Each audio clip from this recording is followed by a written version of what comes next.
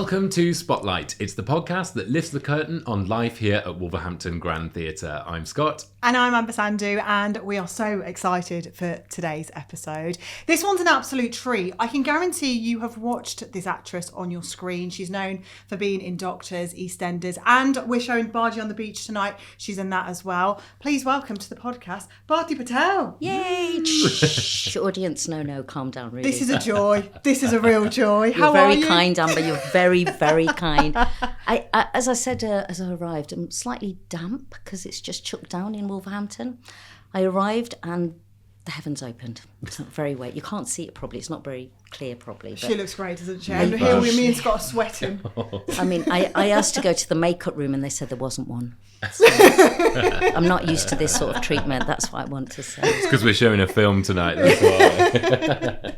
Talking about that, Bhaji On The Beach. Yes. How are you feeling about us showing it?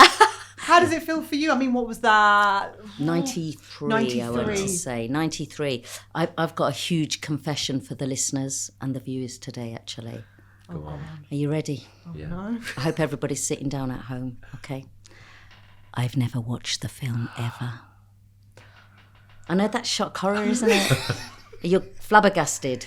No, because I feel really comfortable telling you that I've not seen it either. It's time to confess, young man.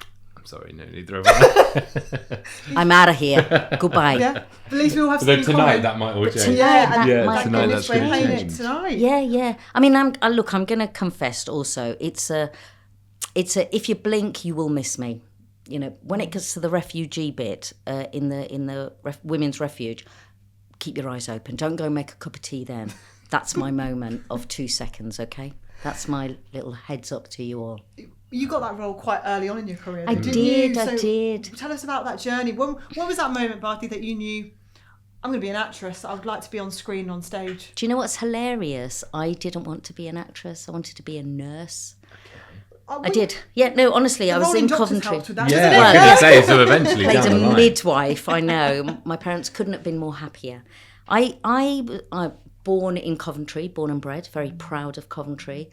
And I was at a school called President Kennedy School, which I had to catch 2 buses to get to, meeting friends in near town at Sydney Stringer School, which has got a fantastic drama department. I mean, it's beautiful. The BBC Pebble Mill, as it used to be in Birmingham, used to often go and get young actors from their drama department. It was so good.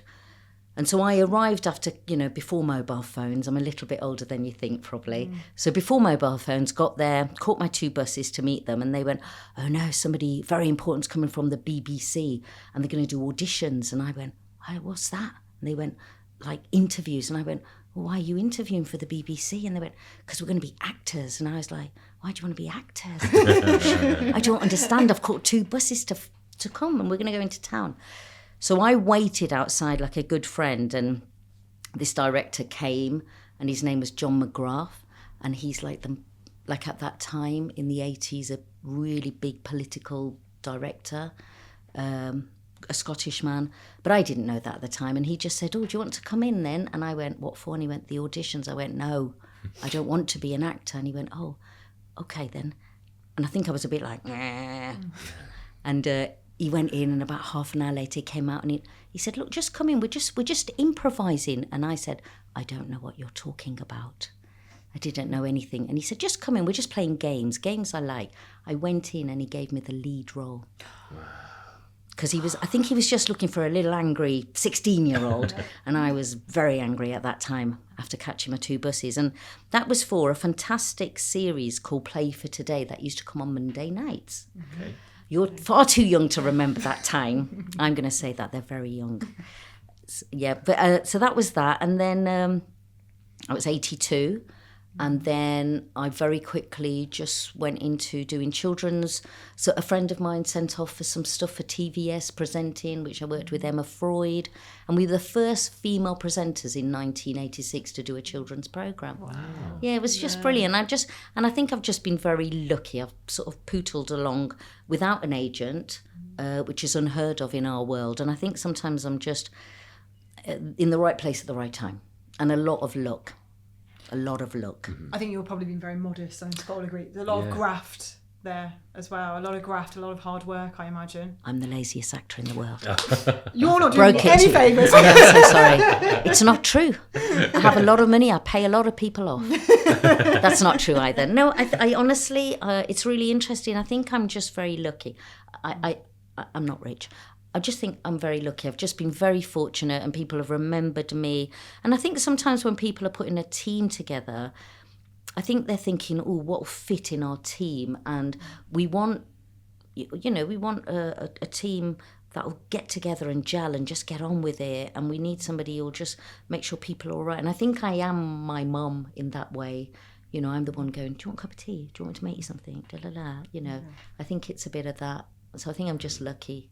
Yeah, but maybe lucky or fortunate maybe to be from Coventry. The Midlands itself has such a strong arts, culture, and thriving television, radio, absolutely. Community. Music. The music alone. Yeah. We are so at the forefront of it. But I do sometimes think that, I was, I didn't work at the Belgrade Theatre until 2010. Wow. So that's a long time when you think I started in 82. It's a long time. I worked everywhere else. I went abroad. I went up to London, up to Manchester. I just went all over until So I don't know. But it has. Coventry, the Midlands, Birmingham is just full. And that's growing all the time. We've got, I used to be in Doctors, which you talked about. And sadly, the Doctors is just gone, and it's just devastating. It's a huge. We meet people all the time. It's a huge bereavement and a very sad time for everybody, the region, and all the we'd had 10,000 supporting artists and actors and guest artists, on it every year, and they're all gone. A Midlands talent, presumably. Yes, yeah, all Midlands, and they were very good at trying to get local camera people, and It was the place that I joined in 2015 and went, wow, in this office there are people of different colour here. There are, and there's a black cameraman, and there's a black director, and there's an Asian director, and there's, and normally in our world of TV and radio, just anyway, you don't see that. And that, I was always really proud of saying I worked for Doctors, because even when we got a script as the actors, my character was a midwife. So, I finally made it into a uniform. But you'd read a script and it said, Tom Jones and Shirley Bassey. So in your head as you're reading it, you have this sort of idea of what they might be like. And you get there and it's a little white lady playing Shirley Bassey and then a Chinese man being Tom Jones. And, it's just that. I loved it. It was always outside the box casting.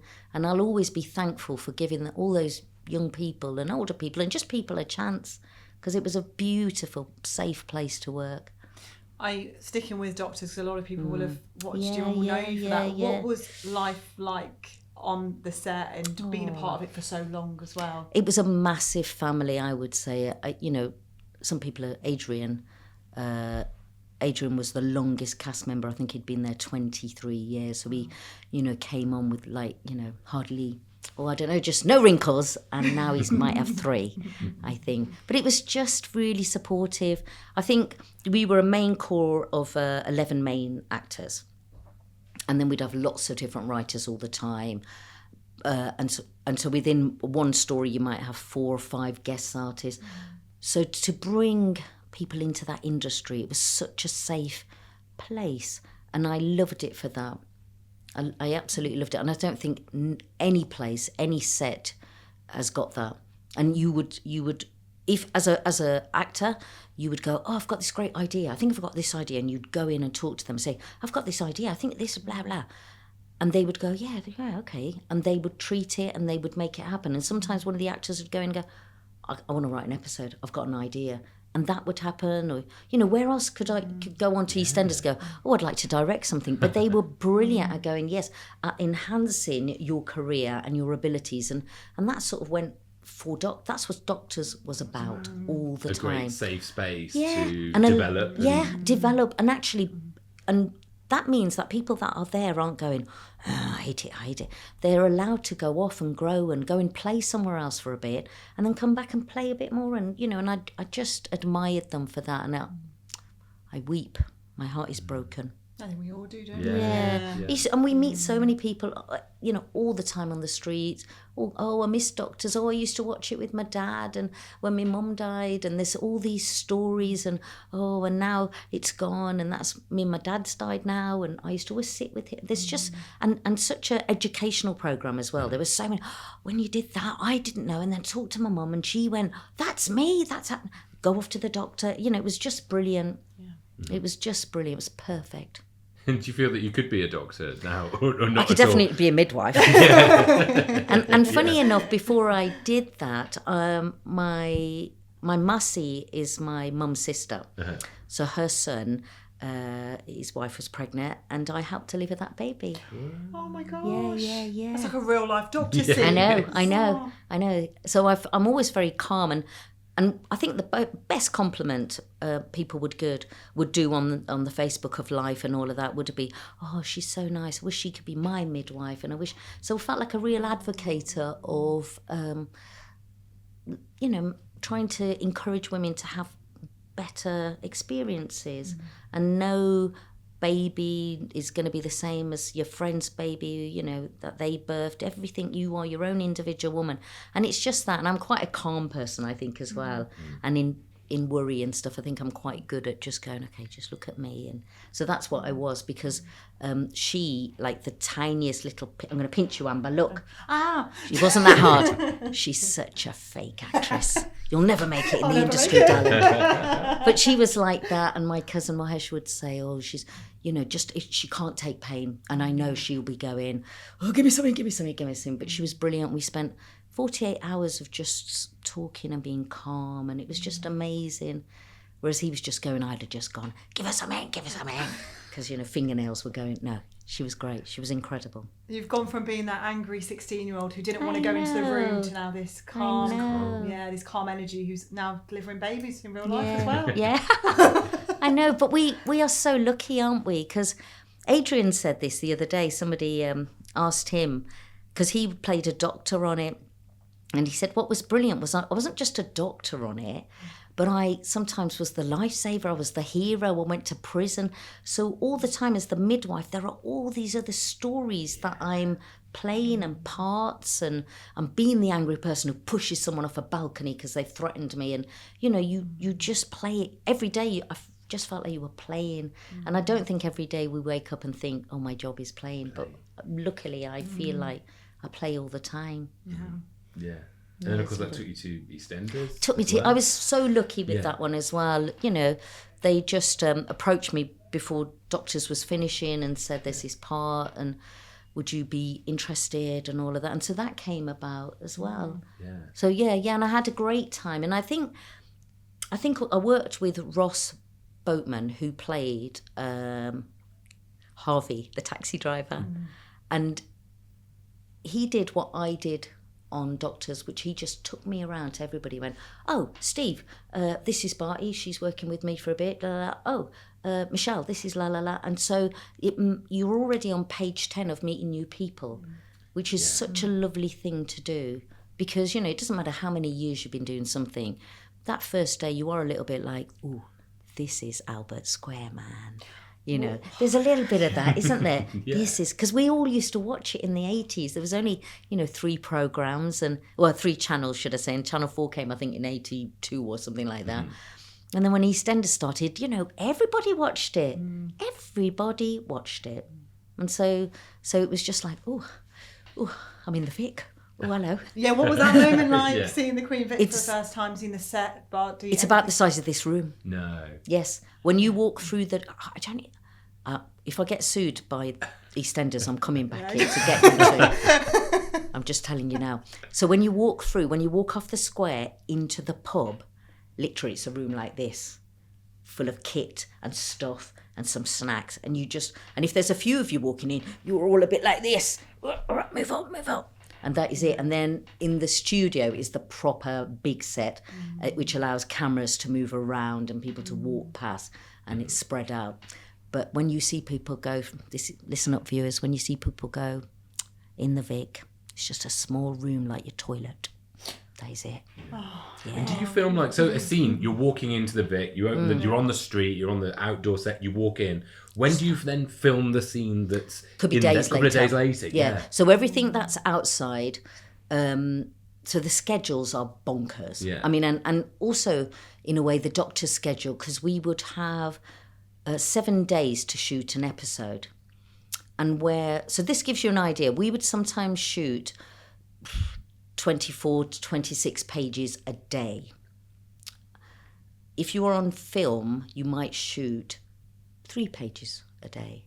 So we would work really, really fast. And so if we had any scenes that were in the mill, we would try and you're talking about, this is going to get complicated in the maths now, so I'm so sorry if I don't explain it. Well, it's just, for the scheduler, it's really difficult. Yeah. Because on Monday, Tuesday, Wednesday, that's the start of the block. Monday, Tuesday, Wednesday, Thursday, Friday, and then Monday, Tuesday, the week after, 7 days, we're doing 3 episodes. Okay? But in that, so we're doing episodes 1, 2, and 3. But on that Monday, Tuesday, Wednesday of block 1, where we're doing episodes 1, 2, and 3, by Wednesday, we start episodes 4, 5, and 6. And they go from Wednesday, Thursday, Friday, Monday, Tuesday, Wednesday, Thursday, Friday. That's it, yes, to Thursday. And then on Thursday, another block starts. Oh my gosh. So then it's episodes 7, 8, and 9. So sometimes you're doing the death of the baby and I'm so sorry. You're filming that before you've even gone, everything's fine, the baby's going to be fine. And so things are just out of order. So you have to really do a lot of work on the script and read it and know the story, because it's just out of sync. Everything is out of sync. So you sort of arrive, and sometimes, so that's just normal. You're double banking. Yeah. I think 3 times a year they would triple bank, so there would be 9 episodes happening.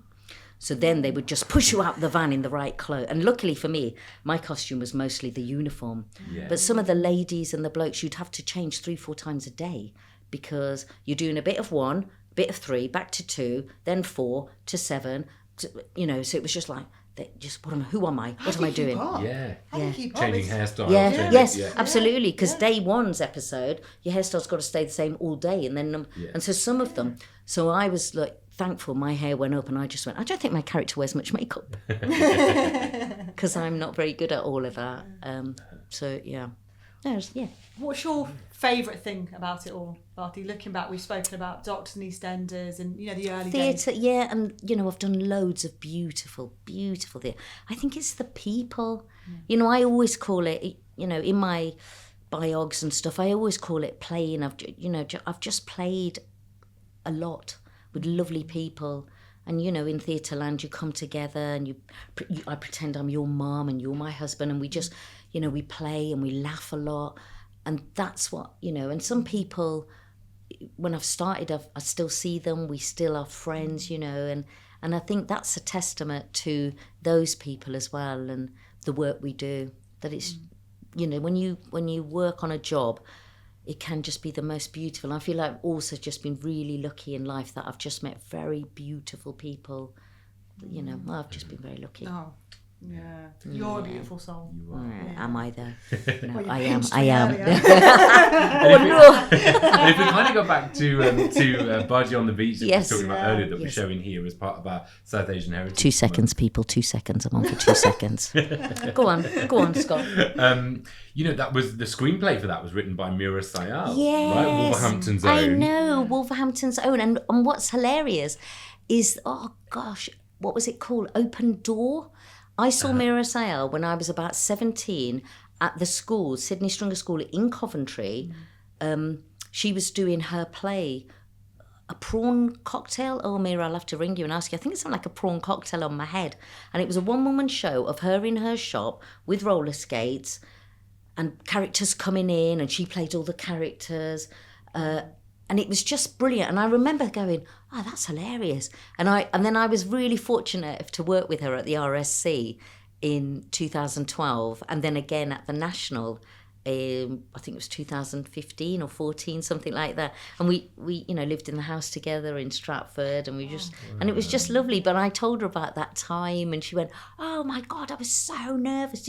And I said, "And you asked me a question, and it was I know she's Mira Sayal now, but like I just remember thinking, and she asked something about the character, and I think I just had a good observation. Said, and she said you were just good. You said something about the detail. That's what it is. I'm a bit of a details girl, and she just did something that I spotted, and I went, I just really like when you just sort of like drummed the freezer for a second, and I just liked that little detail, because we do things all the time, don't we, quite naturally, and I look for those little things to add to characters.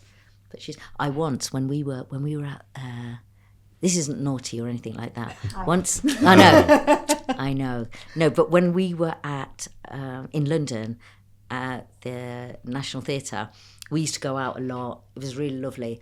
And we'd gone out for dinner, and I'm a big dinner person. I don't waste anything. I'm taking it home in a goodie bag and all that. Yeah. It's not called goodie bag. What's it called? Doggy bag. Doggy bag. Yeah. Goodie bag is something very different, isn't it? Yeah.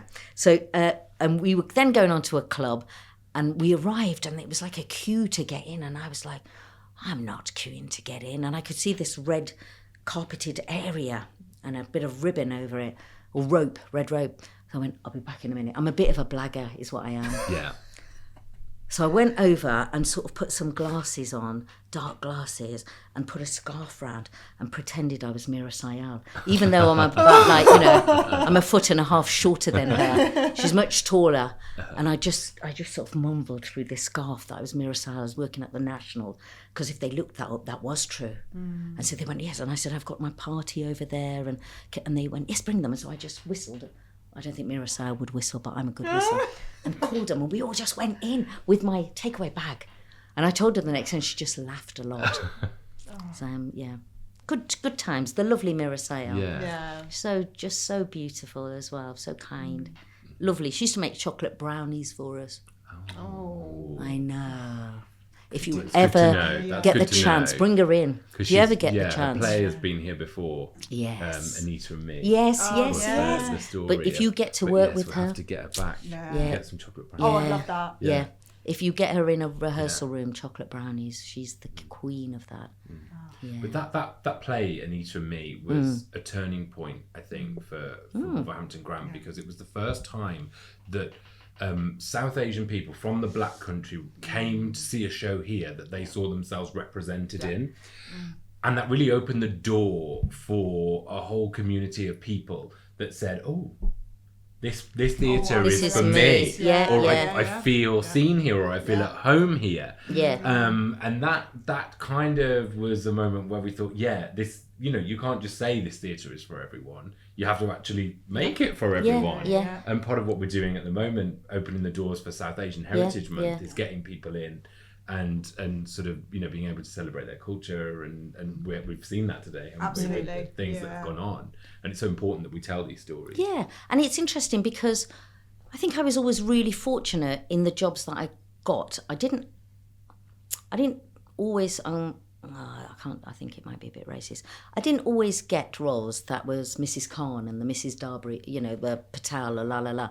I just, one of the big theatre jobs I did, an outside site specific show, it was like Jason of the Argonauts. I sort of, played this real fierce young kid who was angry and stuff. And I feel like I've been really lucky with the parts I've had as well. Like on radio, I can do lots of accents and stuff, but I quite often am English people or Irish people or things like that, like Inspector Norris on The Archers I play, and so I think I've just always been really lucky with that. And I know that's recognised by people like Nushi, who's in Bhaji on the Beach, who plays a social worker, and I remember her and Sudha Butcher, who's another fantastic Asian artist, saying we don't get those roles. So I think I've just been lucky with that. And BCT, Black Country Touring, joined forces with Foresight Theatre, and we did a thing called Reens Girls, which was a Wolverhampton Arts Centre. No, it was then called Newhampton Arts Centre, 2005. Yeah. So we did Reens Girls, and they particularly focus on women and migrating women. So that was a story from Ghana, a woman from Hungary, women that have fled a war-torn, Franco's Spain, I'm going to say now. Yes. No, Cuba and places like that. That's terrible. It was 2005 when I did that play. I can't remember anything. But it was just brilliant. And they built a swimming pool in that space. Oh, wow.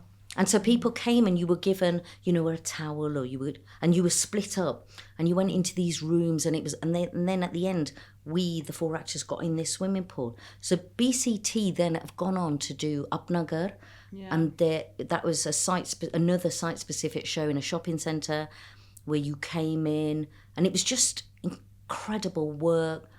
And then they did also Upnagar Corner Shop. Which was, did you? Yeah, I did. See, I loved Corner Shop.